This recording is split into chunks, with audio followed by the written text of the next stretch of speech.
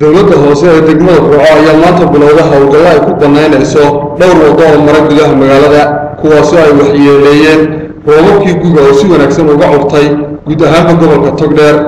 hawlgalka ay dowladda hoose ee Burco qaaday ayaa waxaa horkacayay maayirka degmada Burco Axmed Cabdifalaay waxaanu sheegay in hawshan ka mid tahay hawlaha ama adeegyada ay u hayaan bulshada magaalada Burco. Axmed Cabdifalaay waxa uu taasi ku daray inay wadooyinkani hawlgalo u ahaayeen isu socodka gaadiidka iyo dadweynaha sidaas darteed ay laga maarmaan tahay in la dayactiro. waxaan leenahay meel aan munaasibka ahayn hadigina ciidda iyo dhagaxana ka guwa wadooyinka iyo biyaha idinka isku xidhay.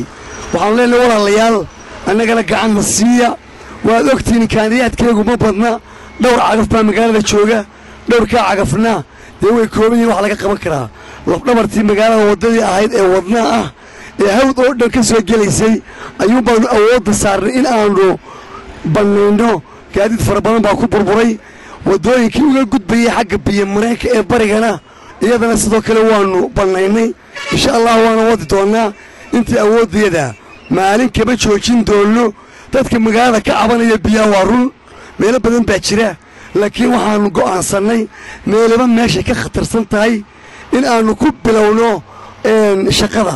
sidoo kale maayirka degmada Burco Axmed Cabdifalaay waxa uu fariin u diray dadweynaha reer Burco.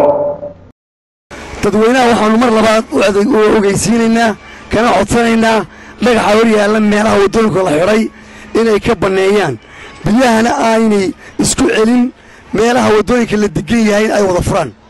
xilliga ay curtaan roobabka guga ayaa inta badan waxaa la arkaa wadooyinka oo ay fadhiyaan biyo iyo weliba wadooyin waxyeeloobay kuwaasi oo dayactir u baahda.